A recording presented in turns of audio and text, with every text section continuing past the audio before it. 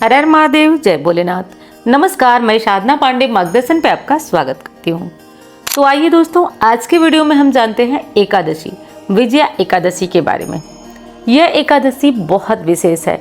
अगर किसी काम में लंबे टाइम से आप बहुत परेशान हैं और आपको सफलता नहीं मिल रही है तो इस एकादशी का व्रत कर सकते हैं। पौराणिक कथाओं और जो प्राचीन ग्रंथ हैं उनमें उल्लेख मिलता है कि जब भगवान राम जी लंका पर विजय पाना था उन्हें, तो समुद्र तट पर पहुंचे थे। तब उन्होंने ये अपनी पूरी सेना के साथ विजया एकादशी का व्रत और पूजन किया था। और ऋषि और मुनि जो थे उन्हें मार्गदर्शन कर रहे थे, उनका मार्गदर्शन कर रहे थे कि कैसे इस व्रत को किया जाए और कैसे इस व्रत को कर करके और लंकापति रावण पे विजय पाया जाए।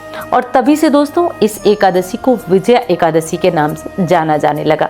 तो बहुत सीधा और सरल तरीका है। यदि आप किसी काम में कोई सरकारी नौकरी पाना चाहते हैं, मुकदमे में विजय पाना चाहते हैं, किसी चीज़ में कोई बहुत बड़ी दुविधा है, समस्या है, तो आप इस व्रत को कर सकते हैं। इससे आपके कार्यों में आ रही रुकावटें दूर होगी और आपको विजय की प्राप्ति होगी।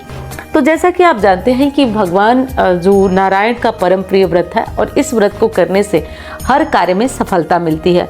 वैसे तो एकादशी हर माह में 2 आती है, हर माह में 2 एकादशी आती है और हर एकादशी का अपना अलग अलग महत्व होता है। और इस एकादशी को विजया एकादशी क्यों कहा जाता है वो मैंने आपको बताया। यदि आप नया एकादशी का व्रत प्रारंभ करना चाहते हैं तो आप इस एकादशी से भी एकादशी का व्रत प्रारंभ कर सकते हैं। अब आइए थोड़ा आपको नियम समझा देती हूँ कैसे करना है। देखिए दोस्तों, एकादशी पर क्या करना है कि पहले 10वीं तिथि से, क्योंकि ये जो व्रत होता है ना वो 1 दिनों का नहीं होता है बल्कि 3 दिनों का होता है। एकादशी से 1 दिन पहले अर्थात 10वीं एकादशी का दिन, यानी जो मेन व्रत का दिन होता है, और दूसरा पारण का दिन होता है। तो ये जो कंप्लीट व्रत होता है हमारा वो 3 दिनों के नियमों का होता है। तो इस व्रत का थोड़ा ध्यान आपको ज़्यादा रखना होता है। जैसे 10वीं तिथि में आपको क्या करना है, महिला है तो बाल वगैरह धो लें, साफ सुथरे अपना वस्त्र पहन लें और आज के दिन भी सात्विक खाना खाना है, यानी कि लहसुन प्याज नहीं खाना है। और शाम के टाइम सूर्यास्त होने से पहले 10वीं तिथि में आपको खाना खा लेना है। एकादशी से 1 दिन पहले ये ध्यान रखें, 1 दिन पहले आपको खाना खा लेना है। क्योंकि आपको नियम भी बार बार बताती हूँ, आपको याद हो गया होगा। नियम ये है दोस्तों कि आपको जब एकादशी का संकल्प किया जाए तो आपके पेट में अन्न का अंश नहीं रहना चाहिए। इसी कारण कहा जाता है कि आपको सूर्यास्त से पहले भोजन करना है, क्योंकि ऐसी मान्यता होती है आयुर्वेद में कि उसके बाद हमारी जठराग्नि समाप्त हो जाती है, स्लो हो जाती है। इस कारण हमारा भोजन सूर्यास्त के बाद नहीं पच पाता। इसलिए सूर्यास्त के पहले आपको खाना खा लेना है, खाने में चावल नहीं खाना है। बाकी बिना लहसुन प्याज का शुद्ध सात्विक भोजन आप बढ़िया से कर सकते हैं। अब आप उसके बाद आपको जल, फल, दूध जो भी है रात को आप ले सकते हैं। भूख लगती है तो ये सब लेके व्रत कर सकते हैं। उसके बाद अब आपको क्या करना है कि आज के दिन, यानी अब अगले दिन एकादशी के दिन सुबह उठ जाना है। और देखिए, बहुत साफ सफाई नहीं करना अगर महिला है तो, क्योंकि कहा जाता है ना कि जो व्रत जितना ज़्यादा बड़ा होता है उसका प्रभाव भी उतना ही बड़ा होता है। और इस व्रत में थोड़ा सा ये ध्यान रखा जाता है कोई जीव जंतु कीड़े मकोड़े हमारे हाथ से न मरे, क्योंकि ऐसा यदि होता है तो हमको ही नुकसान होता है। तो इसलिए बहुत साफ सफाई नहीं किया जाता है। जो रेगुलर वाला ब्रश है वो भी आप नहीं कर सकते हैं। टूथपेस्ट तो बिल्कुल नहीं करेंगे आप। अब आप कहेंगे कि मैं तो कहीं बाहर में रहता हूँ, दातून नहीं मिलती है। देखिए, रेलवे स्टेशन वगैरह पे पता करा लीजिए, दातून अगर मिले तो ले लीजिए, क्योंकि वही साफ़ और शुद्ध होती है। और आज के दिन किसी पेड़ की जो दातून है वो आपको तोड़ना भी नहीं है। फूल वगैरह तोड़कर भगवान को चढ़ा सकते हैं, लेकिन दातून वगैरह आपको नहीं तोड़ना है, ये ध्यान रखें। अब बात आती है कि अगर हम ब्रश नहीं कर सकते हैं, अगर रोज़ हमको दातून नहीं मिल रही है, तो इस स्थिति में दोस्तों आपको कहा जाता है कि तुलसी की मिट्टी से दंत धावन कर सकते हैं, जो हमारे शास्त्र है। लेकिन देखिए, मुझे नहीं लगता कि तुलसी की मिट्टी से हम कर भी पाएंगे। तो आपको क्या करना है कि एक ब्रश रख लेना है और एक ब्रश रख करके अगर नींबू वगैरह खाते हो तो आप नींबू का रस ले करके थोड़ा सा उससे दांत साफ कर लीजिए। बाकी नहीं है तो कहा जाता है कि दांतों हाथों से भी दांत वो साफ, हाथ की उंगलियों से दांत। लेकिन टूथपेस्ट का कोई ठिकाना नहीं है कि उसमें कौन कौन सी चीज़ और क्या क्या अपवित्र चीज़ें मिली है, तो टूथपेस्ट से तो आप बच के ही रहिएगा। ये काम कर लीजिए। उसके बाद अब आपको व्रत का संकल्प लेना है। व्रत का संकल्प अगर आप पहली बार ले चुके हैं, जब आपने व्रत शुरू किया था, तो अगर आप ले चुके हैं तो बार बार हर व्रत में आपको संकल्प लेने की ज़रूरत नहीं है। अब आप अपना भगवान का नहाइए धोइए, आराम से भगवान का जो पूजा होता है साधारण, भगवान नारायण की पूजा करिए, माँ लक्ष्मी की पूजा करिए। हो सके तो अखंड दीप आज जला दीजिए, अखंड दीप जलाइए। घर में नारायण कवच का पाठ करिए या सुनिए, अगर नहीं कर सकते हैं, दिक्कत है तो आप सुनिए, 11 बार नारायण कवच का पाठ सुनिए, विष्णु सहस्त्र नाम सुनिए, गीता का पाठ सुनिए, क्योंकि सुनने से भी बहुत फ़ायदा होता है। अगर आप कर नहीं सकते हैं सुन लीजिए। उसके बाद अब आपको क्या करना है कि आप पूरे दिन ध्यान से अपना पूजा किए, पाठ किए, अपना नियम से किए। फिर देखिए इसमें खाया जाता है साधारण अपना जो फलाहारी होता है वही खाया जाता है। कुछ लोग इसमें नमक का जो भोजन होता है वो करते हैं, लेकिन देखिए नमक नहीं खाना चाहिए, सेंधा नमक भी नहीं खाना चाहिए, और अन्न तो भूल कर भी नहीं खाना चाहिए। एकादशी में न शाम को न सुबह कभी भी अन्न मत खाइए आप लोग। और हाँ, आज के दिन तेल वगैरह भी नहीं लगाया जाता है, तो इस विशेष बात का ध्यान रखिएगा। दिन में शयन भी मना है, तो दिन का शयन भी आपको नहीं करना है। ऐसी मान्यता है कि यदि आप दिन में शयन करते हैं तो आपका जो व्रत होता है वो भंग होता है, क्योंकि ये तामसी चीज़ें हैं। शयन केवल रात्रि के लिए बनाया गया है, तो ये ध्यान रखें। और अगर किसी कारण आप बहुत थके हैं या नाइट ड्यूटी करते हैं या कोई दिक्कत है, अगर आपको सोने का मन कर रहा है, बहुत नींद आ रही है, तो आप एक काम कर सकते हैं, आप थोड़ा सा अपने हाथ में गंगा जल लेकर नारायण का ध्यान करें, गणेश जी का ध्यान करें और उनको अपनी परेशानी बताते हुए और आप शयन कर सकते हैं। अगर बहुत आवश्यक हो, नहीं रहा जा रहा है, थक गए हैं, तो आप ये कार्य कर सकते हैं। चलिए ये भी हो गया आपका। अब आप क्या करेंगे कि अब दिन में क्या खाना है वो सब कुछ बता दी हूँ। गाजर वगैरह का मत सेवन करिएगा, मूली वगैरह का सेवन भी आपको नहीं करना है। इस तरह करके आपको एकादशी का व्रत, मतलब भजन कीर्तन कर नहीं सकते तो कम से कम आप सुनिए। अगर कर नहीं सकते तो सुबह सुनिए, शाम को सुनिए, हो सके तो अखंड दीपक जलाइए। एक विशेष उपाय बता रही हूँ जिसे आप ज़रूर करिएगा, और गारंटी से बता रही हूँ कि इसका परिणाम आपको 1 हफ्ते में ही दिखता है, ज़्यादा टाइम की ज़रूरत नहीं। और एक प्रार्थना है दोस्तों आपसे, वीडियो पसंद आ रही है तो लाइक करना मत भूलिएगा। आपके लाइक से मुझे बहुत बहुत हौसला मिलता है, मोटिवेशन मिलता है। तो वीडियो को लाइक करिएगा, और जो लोग चैनल को सब्सक्राइब नहीं किए हैं वो प्लीज़ चैनल को सब्सक्राइब करके साथ में जुड़ जाएं। अब देखिए इसमें करना क्या है उपाय में। तुलसी की सूखी लकड़ियाँ, अब आप कहेंगे कहाँ से मिलेगी। जैसे तुलसी कभी कभी हमारी बहुत सारी उनकी टहनियाँ निकल जाती हैं इधर उधर, तो हम तोड़ के टहनियों को एक जगह रखते हैं। उसी सूखी हुई टहनी को ले लें और तोड़ लें, मतलब सूखी हुई लकड़ी को, उसमें रुई लपेटकर घी डाल करके चाहे तो दिया जलाएं, और दिया नहीं जला पा रहे तो आरती तो आपको अवश्य करना है। यदि आप ऐसा करते हैं तो आपको उसी हफ्ते, जिस हफ्ते आप करते हैं ये काम, आपको घर में सकारात्मक बदलाव दिखता है। यानी कि घर में लड़ाई झगड़े, रोग, कलह जो भी है वो हल्का दिखाई देता है। वो आपको महसूस होने लगता है कि कुछ चीज़ें तो सकारात्मक हो रही हैं। तो 2 कार्य आपको अवश्य करना है, ये कर लीजिएगा। एक तीसरा कार्य है जो आपको ज़रूर करना है एकादशी पर, विजया एकादशी है। कुछ नहीं कर सकते, व्रत भी नहीं कर सकते, तो चावल का त्याग करिए और उपाय कर लीजिए।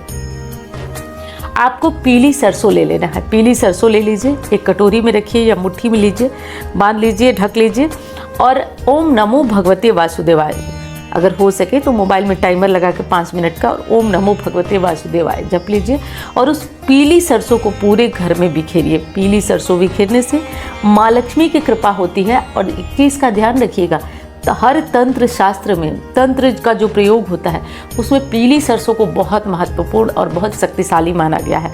और अभिमंत्रित पीली सरसों जब आप अपने घर में बिखेरते हैं तो रोग दोष कलह दूर होता है और घर में माँ लक्ष्मी का आगमन होता है। सकारात्मक ऊर्जा आपके घर में प्रवेश करती है। अब आप लोग कहेंगे सकारात्मक ऊर्जा होती क्या है? वो होती है दोस्तों जो आपकी सोच बदल देती है। तो अच्छी बात, अच्छी चीज़ें आपके जीवन को बहुत प्रभावित करती हैं। तो ये कार्य आप करके देखिए, आपको बहुत आराम होगा।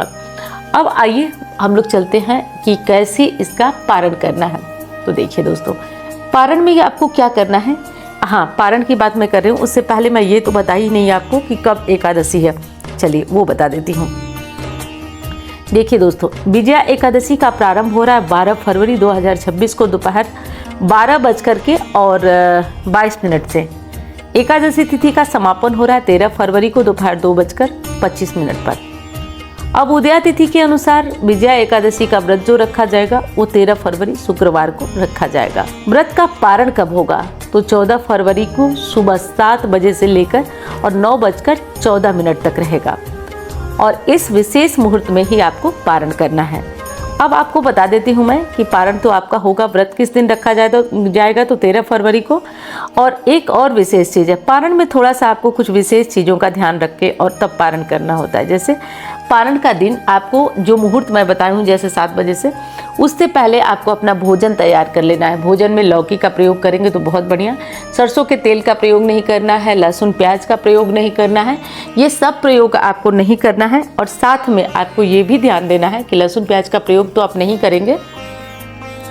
अब साथ में आपको कुछ विशेष चीज़ें और ध्यान रखना है कि जब भी आप एकादशी का पारण कर रहे हैं, उस पारण में आपको अन्न जो खाना है वो केवल 2 ही बार खाना है। क्योंकि सुने हैं ना, त्रिजटा नाम राक्षसी एका रामचरण पुनर्विवेका, तो कहा जाता है कि उनको वरदान है त्रिजटा को कि जो भी एकादशी के पारण में गलती करता है उस एकादशी का फल त्रिजटा को चला जाता है, यानी त्रिजटा उसका फल ग्रहण करती हैं। तो एकादशी का जो पारण हो उसमें बैठकर एक ही बार जितनी भूख है सुबह अपना खा लीजिए। उसके बाद जब भूख लगती है तो आपको जल, फल, दूध मतलब फलाहार की तरह से लेकर के रहना है और फिर रात को एक बार आपको खाना है। तो रात को अब लोग पूछते हैं कि रात के खाने में लहसुन प्याज यूज कर सकते हैं, तो हाँ बिल्कुल कर सकते हैं। कहीं शादी विवाह पार्टी में जाना है तो वहाँ भी जाकर खा सकते हैं, कोई दिक्कत नहीं है। तो इस विशेष बात को आप ध्यान रखिएगा और इसी तरह से करके आपको अपना पारण करना है। पारण करना है, सभी नियम ध्यान रखना है। और हाँ, पारण के दिन भी आपको थोड़ा सा ये ध्यान रखना है, ब्रह्मचर्य का जो पालन है वो 10वीं एकादशी और द्वादशी तीनों दिन रखना आपको ज़रूरी है। और संभव हो तो पति पत्नी दोनों इस व्रत को करें, बहुत उत्तम और बहुत फलदायी व्रत है। तो मैं उम्मीद करती हूँ वीडियो आपको पसंद आई होगी। मैं मिलती हूँ अब अन्य वीडियो में। धन्यवाद। हर हर महादेव। शिवरात्रि पे आमंत्रित होने वाली हैं। सबसे पहली चीज़ तो यह है कि इस बार जो है वो मैं पारद शिवलिंग, अब पारद शिवलिंग का इतना ज़्यादा लाभ है दोस्तों, इतना ज़्यादा लाभ है कि पारद शिवलिंग पे यदि कोई अभिषेक करता है तो वो कुबेर के समान धनवान होता है। पारद शिवलिंग की इतनी बड़ी विशेषता है। तो थोड़ा सा ये महंगा होता है, हर जगह आपको शुद्ध नहीं मिलता है। पारा के नाम पे, पारद के नाम पे आपको बेकार की धातु का शिवलिंग मिलता है, लेकिन यहाँ मार्गदर्शन से जो जाता है इसकी क्वालिटी की तो आप चिंता छोड़ दीजिए, वो मुझ पे छोड़िए। तो 100% प्योर होता है और पारद शिवलिंग 100% प्योर मिलना मुश्किल होता है। और दूसरी चीज़, इसकी पूजा से व्यक्ति कुबेर के समान धनवान होता है। तो जैसे कि देखिए, मुझसे कमज़ोर लोग भी जुड़े हैं और बहुत अच्छे लोग भी जुड़े हैं। तो जो काफ़ी जो है व्यापारी वर्ग है उनके लिए वो चीज़ें कम से कम 12 की संख्या में अभिमंत्रित अभी समय वर्तमान में हो रही हैं। तो अभी मैंने चैनल पे नहीं डाला था, वो मेरे पर्सनल लोग हैं। तो अब दूसरी क्या चीज़ है, देखिए हम सबके घर में, ज़्यादातर लोगों के घर में वास्तु दोष होता है। वास्तु यंत्र है दोस्तों, ये वास्तु यंत्र है। तो इसको आपको अपने दरवाजे के दोनों तरफ लगाना होता है और एक जो है जहाँ पे आपको लगे पर्टिकुलर कि उस जगह पे, जैसे आपका किचन सही नहीं है, टॉयलेट सही नहीं है, तो उस जगह पे आपको लगाना है। तो ये वास्तु यंत्र है, ठीक है। तो ये भी इस रात में ऐसी शक्ति होती है कि किसी भी चीज़ को अभिमंत्रित करेंगे तो वो पावरफुल हो जाएगी। मैंने 4 रात्रियों की बात आपसे कही, तो वास्तु यंत्र भी अभिमंत्रित हो रहा है। इसमें करना कुछ नहीं है, ये आपके यहाँ पहुँचेगा और आपको बताया जाएगा कि कहाँ कहाँ लगाना है। तो उसे केवल अपने घर में वास्तु दोष की जगह पे और घर के मुख्य द्वार पे इसे लगा दीजिएगा।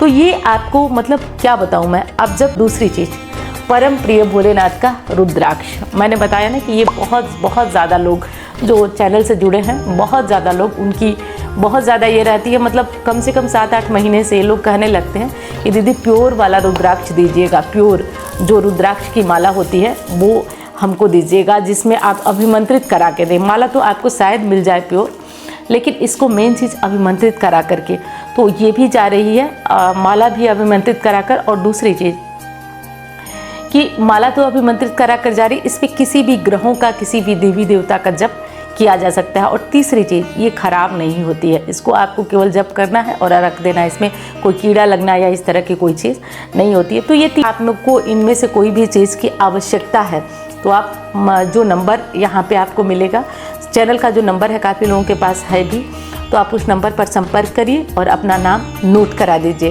ताकि शिवरात्रि पे ये चीज़ें अभिमंत्रित हों और आपके यहाँ शिवरात्रि के बाद पहुँच जाए।